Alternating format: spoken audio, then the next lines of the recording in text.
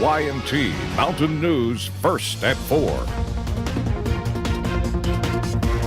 Good afternoon, I'm Steve Hensley. First at 4, the case against a Southern Kentucky murder suspect is moving along. Today we heard new information regarding the murder of Vicki Connor in a court hearing for Nicholas Rucker. Police say Rucker shot and killed Connor, then ran out of the home and stayed on the run for more than a month.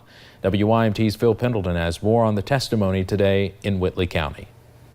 Nicholas Rucker charged with the murder of Vicki Connor. Of course, this hearing just now taking place because Nicholas Rucker had been on the run for more than a month. And inside this courtroom, we heard from the Kentucky State Police detective that investigated the crime scene back on May the 22nd and from a man who lived at the home where the shooting happened. Now, police say they did recover what may be the murder weapon, a 9mm handgun found buried in leaves and dirt near the home of Roger Witt. Both Vicki Connor and her boyfriend Nicholas Rucker had been staying with Witt, doing odd jobs and helping him with various household chores. Witt took the witness stand after the police testimony and said he heard the gunshot and that it happened after there had been an argument earlier in the day among others in the home regarding someone making too much noise. The shooting happened not long after there was discussion of someone making out a grocery list. Witt described seeing Rucker walk out of the bedroom after hearing the gunshot. And at that time, Nick come out of the bedroom with his hands covered in blood from about halfway down his forearm on down. Judge Kathy Pruitt did find probable cause to send this case on to the grand jury.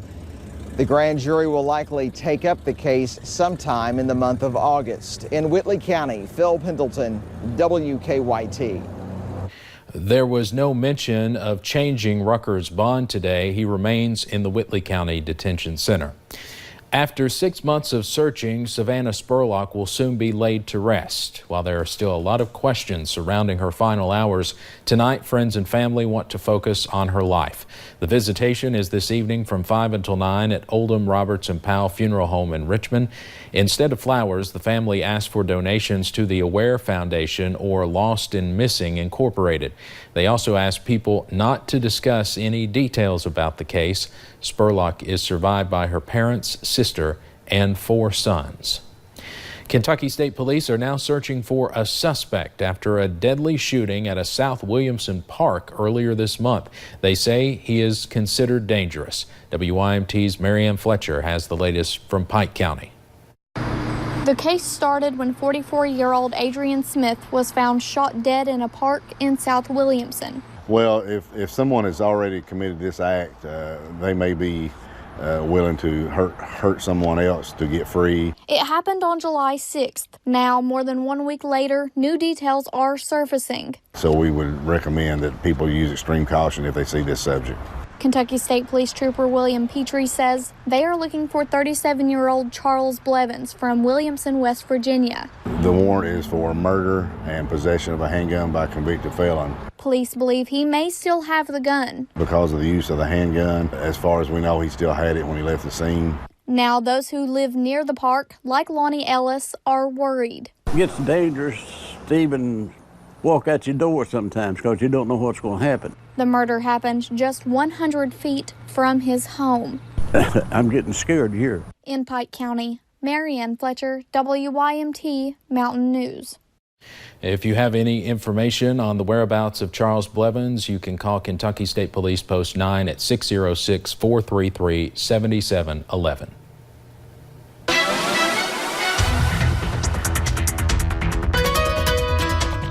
Well, most of us have stayed on the drier side this afternoon. Now we're starting to see a few of those pop-up showers and storms, but let me tell you, it's pretty hot and humid out there. You'll notice we started out the day on the National Weather Service camera in Jackson with actually a lot of clouds, but we saw those break up as we headed into those afternoon hours, and now we're starting to see those partly cloudy to mostly sunny skies if we're looking over into parts of Jackson. Even looking into Whitesburg, beautiful over there, few clouds, just very hot, definitely hazy out there this afternoon. But satellite and radar, you could see those pop-up showers and storms throughout the past couple of of hours, really. Most of us have remained on that drier side. So if we look at radar now, you can see those pop-up showers and storms mainly to our west. We'll go ahead and zoom in on them. We're seeing a few pop-ups down into parts of Pulaski County, just east of Somerset, even looking over into parts of Rockcastle County, even for our friends up into parts of Powell County. Definitely dealing with those heavy downpours, maybe even some lightning at times. None of these are on the severe side, but could be on the stronger side at times. But check out those temperatures, upper 80s, lower 90s. It's low-key feeling miserable out there, especially with those dew points in the lower 70s. We're getting a 73-degree dew point in parts of Jackson and Hazard. I know it's just been very hot and humid all day. Running around errands, or I was doing errands earlier this morning. It was just very hot outside. Now, good news is we get a little bit of a break tomorrow as we start to become a little bit more on the soggy side, but those hot and humid conditions return pretty quickly, and as more rain on the way, I'll have that full forecast coming up in just a few short minutes. Steve. All right, Paige, thank you. A proposed state ban on tattooing over scarred skin is no longer up for debate. State health officials say they have pulled the proposed ban following public feedback. It would have prohibited tattooing over freshly scarred skin. Officials now say there is not enough evidence to support the ban. There could still be several changes coming to tattoo regulations in the state, including new requirements for tattoo artists. Senate Majority Leader Mitch McConnell urged all sides, Democrats and Republicans, to tone down their rhetoric today, but he also defended President Trump. The president tweeted over the weekend that some minority Democratic lawmakers should go back to where they came from.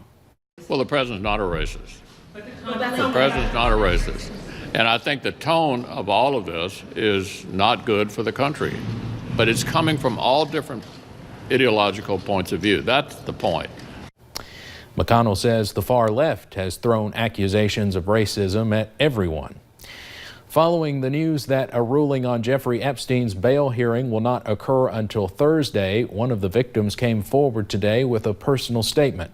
Courtney Wild was an unnamed victim in the 2008 lawsuit against the Department of Justice for the secret plea deal that allowed Epstein to avoid sex abuse and sex trafficking charges. I understand why many would rather pretend like it didn't happen, but it did happen, and it will continue to happen to young girls.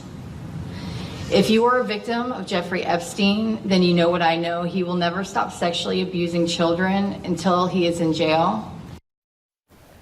Wild says she hopes her words will convince other alleged victims of Epstein to come forward.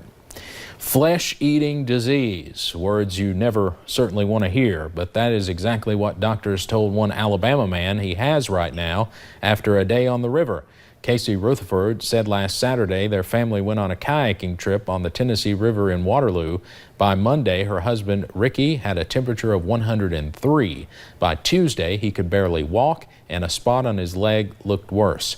Ricky had surgery to remove the infected area, and the hospital confirmed it was a flesh-eating disease.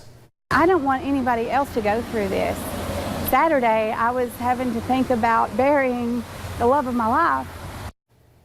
Now, Ricky made it through the most dangerous part and could be back home by the end of the week. The Centers for Disease Control and Prevention says flesh-eating bacteria is rare and people get it from open wounds, insect bites, and burns, though sometimes you can get it without open wounds. Let's head over to Wall Street now on this Tuesday afternoon. The Dow closes down today more than 23 points. A graphic scene in a controversial TV show was just deleted after nearly 2 years after it aired. 13 Reasons Why tells the story of a teenager who leaves behind 13 taped recordings after killing herself. Her suicide is played out in season 1, but after talking to medical experts, Netflix announced yesterday the graphic scene had to go. The show's creator says the scene was meant to be horrific in the hopes no one would want to repeat it. In the end, he agreed to re-edit it to lessen any risk to young viewers. It's been 50 years since the Apollo 11 astronauts launched to the moon. I'm Chris Martinez at the Kennedy Space Center with a look back at the historic mission. And the soggy conditions return for your Wednesday, but the heat also returns pretty quickly. We'll break down that full forecast coming up in just a few short minutes.